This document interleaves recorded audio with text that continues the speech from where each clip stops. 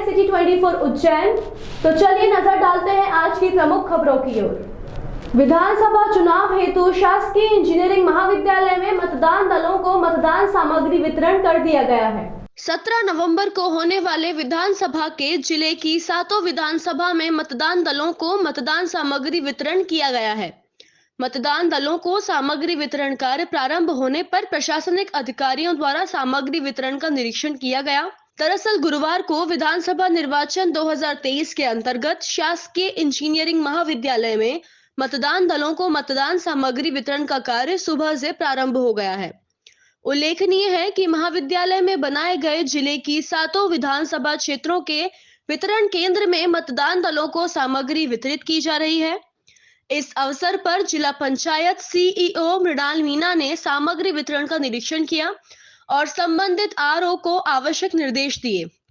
इस दौरान नगर निगम आयुक्त रोशन कुमार सिंह, अपर कलेक्टर प्रीति यादव, उप जिला निर्वाचन अधिकारी MS कवचे मौजूद थे।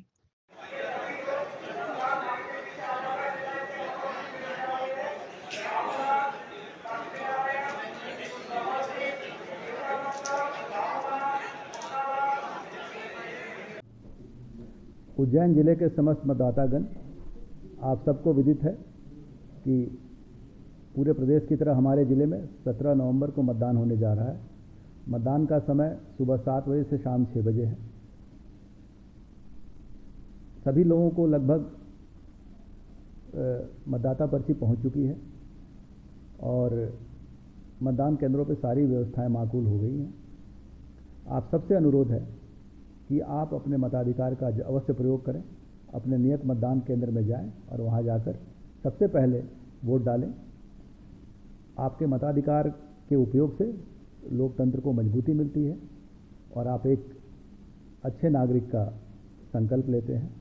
मुझे पूर्ण विश्वास है कि आप सभी अपने मताधिकार का प्रयोग अवश्य करेंगे और उज्जैन जिले का जो वोटिंग परसेंटेज होगा वो पहले से और बेहतर होगा। बहुत बहुत धन्यवाद।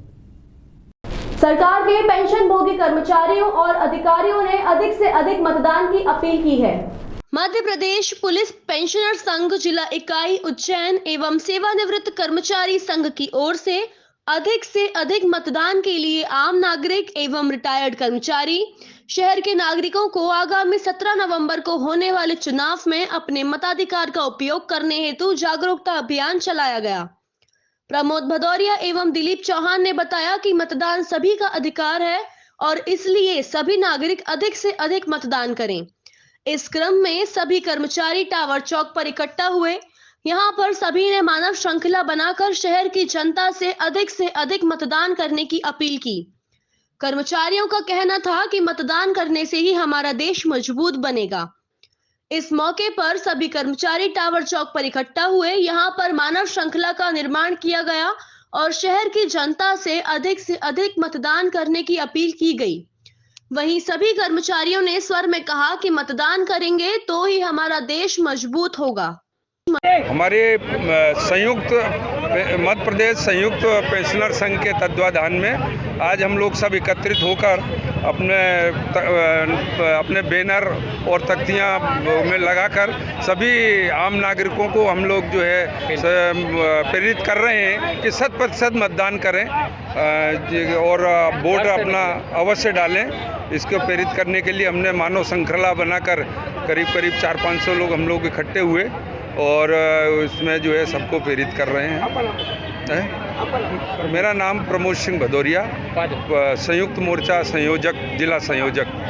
पेंशनर समिति उज्जैन एवं मध्य प्रदेश राज्य कर्मचारी संघ उज्जैन के द्वारा आज लोकतंत्र के महापर्व जो कि 17 नवंबर को हमारे प्रदेश के अंदर मतदान होने जा रहा है, उसमें आज हमने जागरूकता के माध्यम से लोगों से, नागरिकों से अपील की है कि अधिक से अधिक मतदान करें और 100% मतदान करें। इसी प्रकार मध्य प्रदेश राज्य कर्मचारी संघ के द्वारा लगातार प्रदेश के सभी विभागों के अंदर जाकर कर्मचारियों से भी हमने मतदान की अपील की है और आज आपके माध्यम से उज्जैन शहर के नागरिकों से अपील करना चाहते हैं कि अधिक से अधिक मतदान करें और एक अच्छी सरकार बनाने में सहयोग प्रदान करें। मनोहर गिरी, जिला अध्यक्ष मध्य प्रदेश राज्य कर्मचारी संघ उज्जैन। सिंचाई के सीजन और बिजली की समस्या के कारण गांवों में विवाद होने लगे हैं। खेत पर लगे ट्रांसफार्मर से बिजली लेने की बात को लेकर दो पक्षों में खूनी संघर्ष हो गया है। आरोपियों ने मारपीट कर थाने में झूठी शिकायत दर्ज कराई। ग्राम भाटपुरा में खेत पर लगे बिजली के ट्रांसफार्मर से बिजली लेने की बात को लेकर दो पक्षों में खूनी संघर्ष हो गया।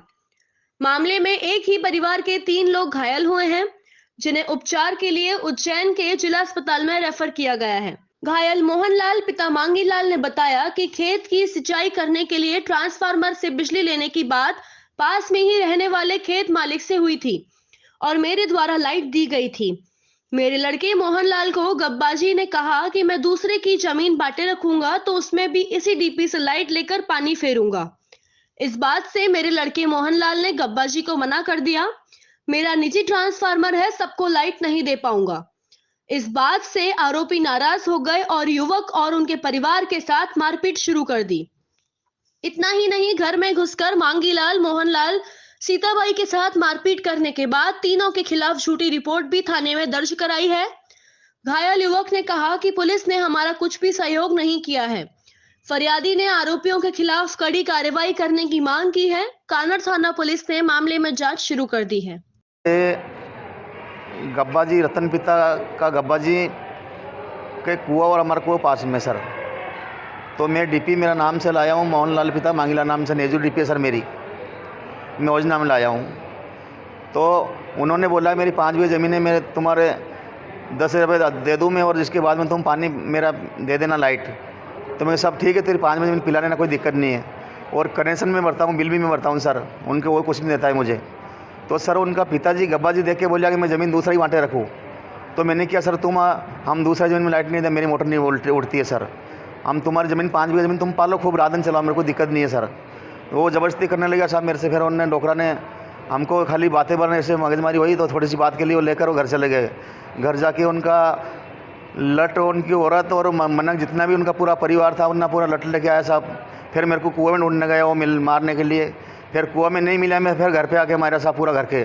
मेरा डोकरा बचाने लगा, पहले डोकरा लाठी चार्ज करे पूरा परिवार ने, उसने डोकरा गाल कर दिया। डोकरा में दौड़ के गई मैं लेडीज़ को साहब पड़ी को एक तो लाठी लट दे के गिरा दी माथा में यहाँ, और वहाँ से गिराने के बाद में साहब उसने कंधा में मारी, 2 कंधा में, जांग में लगी, यहाँ लगी।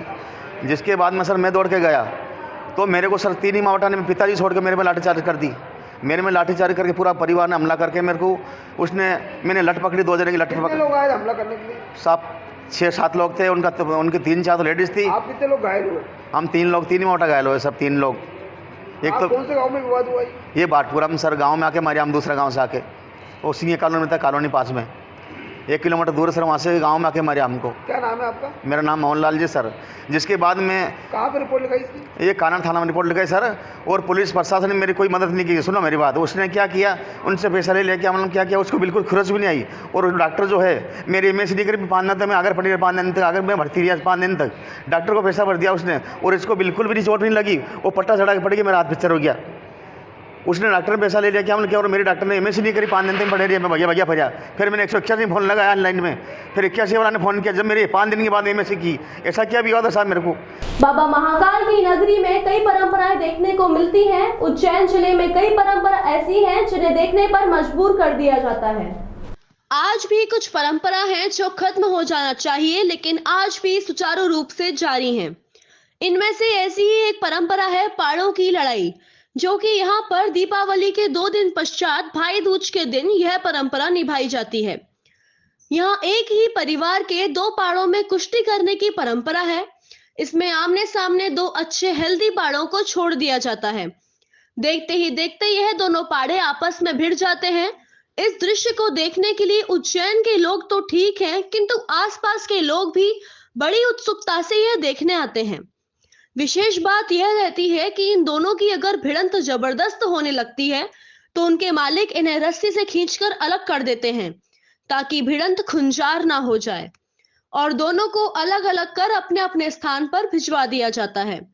यह आयोजन कई वर्षों से किया जा रहा है और हर बार आयोजन पुलिस की नजरों से बचने के लिए अलग अलग स्थान पर किया जाता है।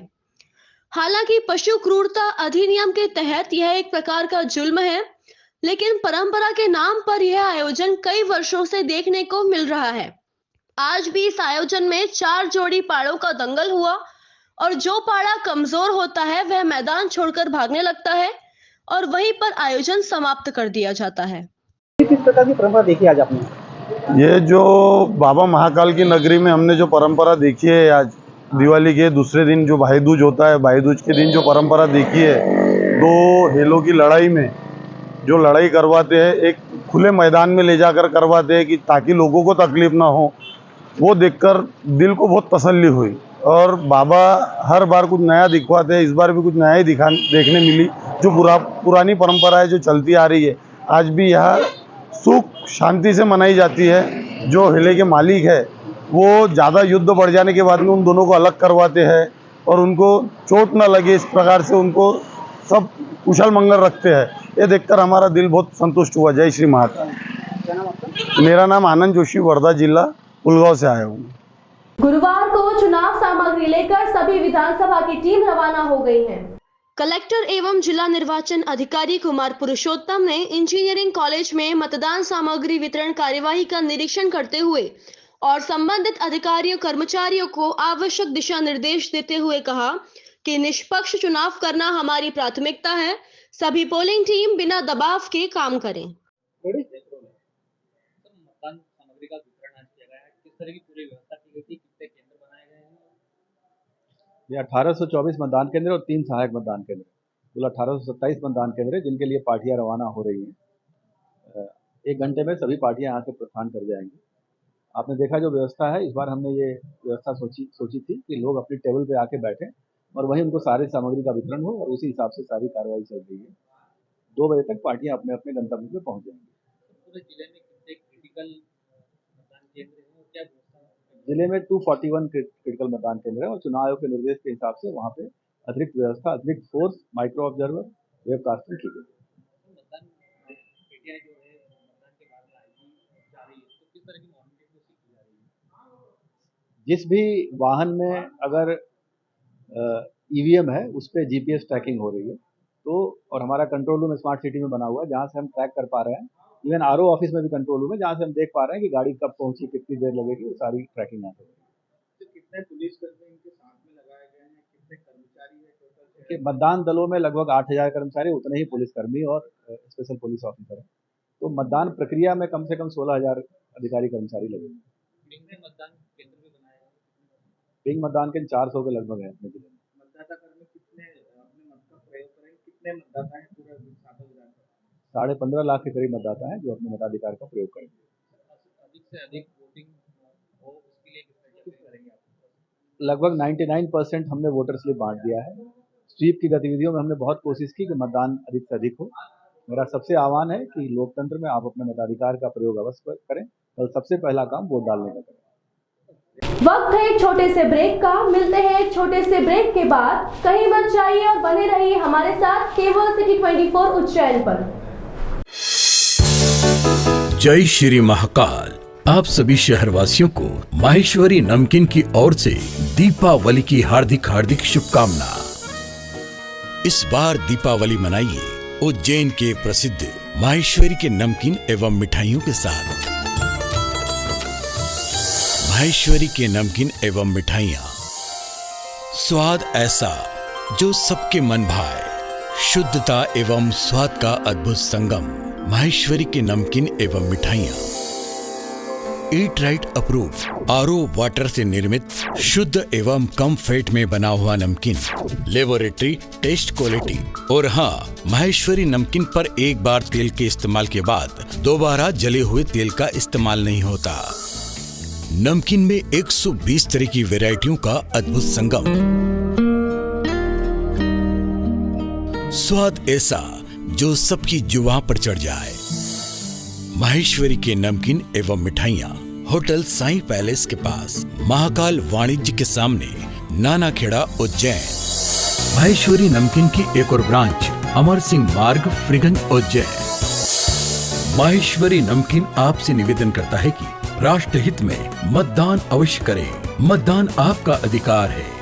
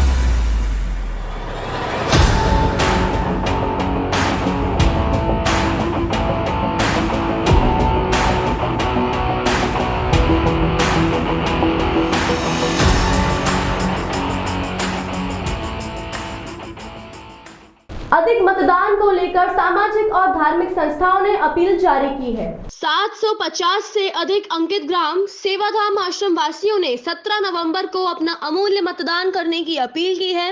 सेवाधाम आश्रम अंकित ग्राम अंबोदिया में निवास करने वाले 750 से अधिक आश्रम वासियों ने सुधीर भाई के नेतृत्व में आगामी 17 नवंबर 2023 को मध्य प्रदेश में होने वाले विधानसभा चुनाव में अपना अमूल्य मतदान करने की अपील कर निवेदन किया कि चाहे जितना भी जरूरी काम हो, मतदान अवश्य करना है और आपका एक वोट सुनहरे भविष्य के साथ लोकतंत्र को मजबूत बना सकता है। आने वाली 17 तारीख याद रखिए, आप सबको मतदान करना है। आप सब दिव्यांग भाई बहन को वोट डालने जाना है, वोट डालने जाना है। चाहे कितना भी जरूरी काम हो, मतदान करना है, मतदान करना है। योग्य प्रत्याशी का, योग्य पार्टी का चयन करना है, चयन करना है। आपका एक वोट भारत का भविष्य, आपके प्रदेश का भविष्य और आपका अपना भविष्य, आपका अपना भविष्य बना सकता है। जय हिंद, जय हिंद, भारत माता की जय। एक्स इधर शहर काजी खालिकुर रहमान ने भी समाजजनों से मतदान की अपील की है।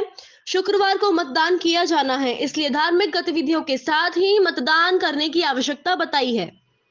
ब्रादरान मिल्लत अस्सलाम वालेकुम रहमतुल्लाहि व बरकातुहू।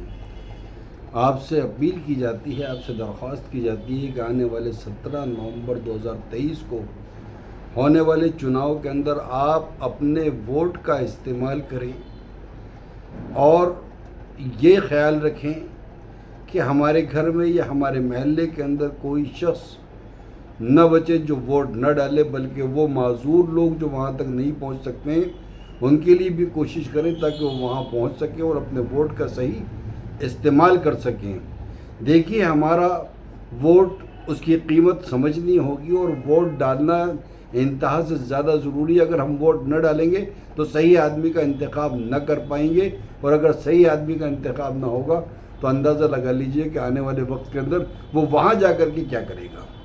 लिहाजा मेरी दरख्वास्त है आपसे इस बात के लिए कि ख़ुद तो डालें ही, बल्कि अपने घर में, अपने महल्ले का पूरे निज़ाम को देख करके कोई न बचे, ये कोशिश करें इस बात के लिए। और ये भी कोशिश करें इस बात के लिए कि कुछ लोग बाहर ले जाने की कोशिश करते हैं या चंद सिक्कों में ख़रीदने की कोशिश करते हैं। देखिए, वो सिक्का आपकी ज़िंदगी नहीं है, वो सिक्का आपकी ज़िंदगी नहीं बनाएगा बल्कि उससे नुकसान होगा। लिहाजा ऐसी सूरत हाल के अंदर वोट की कीमत समझते हुए वोट को डालना इंतहा से ज़्यादा ज़रूरी है। मैं दरख्वास्त करता हूँ आपसे कि वोट डालें। आचार संहिता के चलते दौलतगंज में दिवाली के बाद व्यापार शुरू करने के मुहूर्त पर हर साल होने वाला कार्यक्रम नहीं हो पाया। आचार संहिता का असर दौलतगंज किराना मार्केट में देखने को मिला। सामूहिक रूप से लक्ष्मी पूजा नहीं करते हुए सभी ने अपनी अपनी दुकानों में लक्ष्मी माता की पूजन कर मार्केट शुरू कर दिया। मतदान को लेकर मार्केट का अवकाश भी रखा गया है। उज्जैन में दीपावली के बाद दौलतगंज होलसेल किराना मर्चेंट एसोसिएशन द्वारा भव्य रूप से मां लक्ष्मी की पूजन कर मुहूर्त का मार्केट शुरू किया जाता है। अध्यक्ष अजय रोहरा ने जानकारी देते हुए बताया कि इस बार आचार संहिता होने के चलते सभी ने अपनी अपनी दुकानों पर मां लक्ष्मी की पूजा की है। आचार संहिता का पालन करते हुए हमने सामूहिक रूप से कोई भी कार्यक्रम नहीं रखा है। साथ ही कल दौलतगंज मार्केट पूरी तरह से बंद रखा गया है ताकि विधानसभा चुनाव में हर कोई अपनी वोट की आहुति दे सके। इसी के चलते कल प्रशासन के आग्रह पर कई मार्केट बंद रखे जाएंगे। सभी व्यापारी और दलाल बंधुओं से सहयोग की अपेक्षा करते हुए अनुरोध किया कि सभी अपने मताधिकार का प्रयोग अवश्य करें, अपने परिवार और कर्मचारी वर्ग को भी मतदान करने के लिए प्रोत्साहित करें। दौलतगंज होलसेल किराना मर्चेंट एसोसिएशन का लगभग 50 वर्षों से परंपरा अनुसार माता लक्ष्मी जी का पूजन कर, वरिष्ठ व्यापारियों का सम्मान कर, एक बहुत बड़े स्तर पर, बहुत बड़े पैमाने पर कार्यक्रम कर मुहूर्त किया जाता है।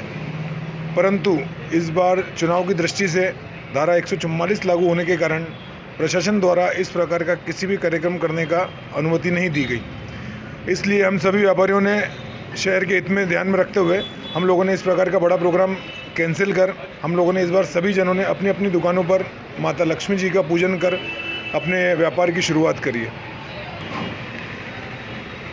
मतदान हम सभी के लिए बहुत ज़रूरी है। इसी बात को ध्यान में रखकर हमारी एसोसिएशन द्वारा कल बाज़ार को संपूर्ण रूप से बंद रखकर सभी व्यापारियों से निवेदन किया गया है कि मतदान करें। अपने परिवार को, अपने स्टाफ को, अपने कर्मचारियों को भी मतदान के लिए प्रेरित करें, ऐसा हमारी संस्था द्वारा आग्रह किया गया है।